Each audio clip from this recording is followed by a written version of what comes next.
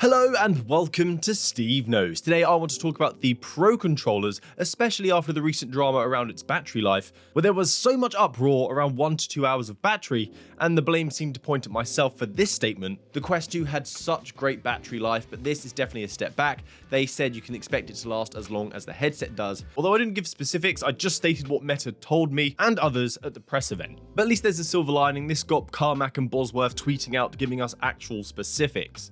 So now we're going to set that right and also mention some incredible features that have been revealed for this controller, which may entice you to upgrade your Quest 2 remotes for these. If you've not seen my impressions video of the Pro, I'll link that down below in the description, but watch this first because you'll then have the updated information around these controllers, and these look pretty special. So enough chin wagging, let's get started.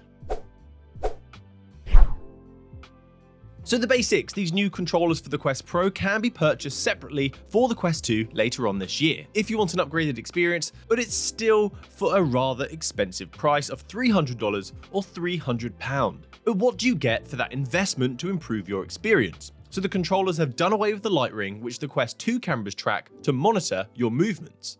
These have been removed, reducing the form factor of the controllers in favor of 3 SLAM cameras. These 3 cameras are in each controller to track your movement with full 360 capabilities, removing the issues with occlusion and being outside of the headset's view. So now when you bring the controllers up close to your face in a first-person shooter, you should not suffer from the tracking loss. Or if you're grabbing something from behind your back, which many games do now for its inventory management system, it would still be able to effectively track you. These 3 cameras and other things that I'll touch on shortly is being processed with an onboard chipset. The onboard chip is a Snapdragon 662, and since they have onboard processing and cameras, the battery life here has changed drastically. Going from the Quest 2's potential of up to 80 hours, which was just incredible on a single AA battery in each remote, has now dropped to up to 8 hours according to Meta. Not the 1 to 2 hours after they said it lasts as long as the headset, which I guess is true, it does last as long as the headset, but 6 more hours. The controllers for the Pro weighs 153 grams, and that weight includes the onboard rechargeable battery. The Quest 2 controller was 126 grams without a battery, so add another approximately 15 grams for a non-rechargeable lithium for a total of 141 grams.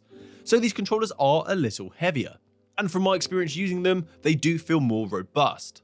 So you charge these remotes using the docking station and create a connection using the pins. However, the controllers purchased separately for the Quest 2 will not come with a full dock like you see with the Quest Pro headset, but rather a smaller charging dock that we see within the accessories pack.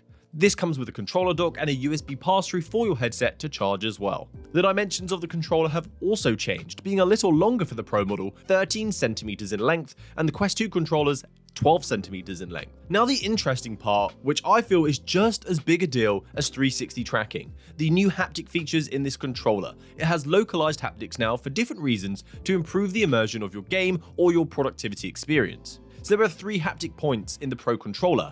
We have LRAs, which stand for linear resonant actuators, in the index trigger, and this would be where you would fire a weapon or pinch objects in game. It also has another LRA on the thumb resting point, and these 2 together are supposed to provide haptic feedback when pinching things. So instead of the entire hand feeling something, it will just be the tips of your fingers when pinching. But the part that has me incredibly excited as I've got to experience this kind of haptic feedback is in the body of the controller. It contains a VCM, which is a voice coil modulator, which creates haptic feedback using sound waves, similar to how a speaker would work. This results in a much cleaner, punchier, and varying range of feedback. Skinetic have designed a haptic vest based on this technology too. And it's the same haptic tech that you will see in your PlayStation 5 DualSense controller, so you'll know this is a huge upgrade in haptic feedback. Another feature reported on by Upload VR, shout out to David Heaney, he has been working tirelessly on the Quest Pro coverage recently. So the remotes also have an index finger sensor in them that can track more finger positions, so it knows if your index finger is on or off, not touching the remote, or whether you're resting it on the trigger, or if you're curling your finger on the trigger for a pinching motion, which all ties into Meta's push for productivity and multitasking and could hopefully be used for accessibility as well. The thumb grip on the controller also has a pressure sensor for up to 6 newtons of force, so it will act a bit like Apple's 3D Touch, which again is designed for productivity. But the API for these features is going to be openly available for all developers, and it'll be really interesting to see how they implement this technology in some of our VR gaming experiences. There is also another sensor though at the bottom of the controller, which I got to experience at the press event, because they expect you to put a stylus at the bottom of the controller and use it as a pen. So it wants to detect small amounts of pressure so it knows when you are writing. So it can detect up to 2 newtons of pressure, and I'm hoping for a use case here where I can just whack the bottom of my controller and put a clip into a handgun. That would be awesome. There is also an update around the Pro headset where you'll be able to use the controllers and hand tracking simultaneously. So one controller acts as a pointer or a pen, and the other hand can be open for expression and other things. Whether or not that feature will come to the Quest 2, I do not know yet, but I don't see why it would not be possible since the controllers have their own tracking system within them now. Time will tell.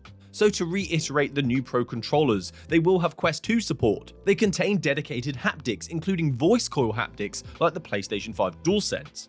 They have pressure sensors on the thumb pads and the base, and they support 360 tracking, up to 8 hours of battery life with a rechargeable battery, index finger placement tracking, the potential for simultaneous hand and controller tracking, and they also look pretty darn cool. So that's it from me today, guys. I hope this has covered what you wanted to know about these controllers. After hearing all of this, I think it may be worth the upgrade if developers implement some really cool features with the available tools. So I'll test this out once I have the controllers in my hands, and I should be ready for around launch time. So have a great week, please subscribe, and hopefully I will see you next time. Happy gaming, guys. Good day!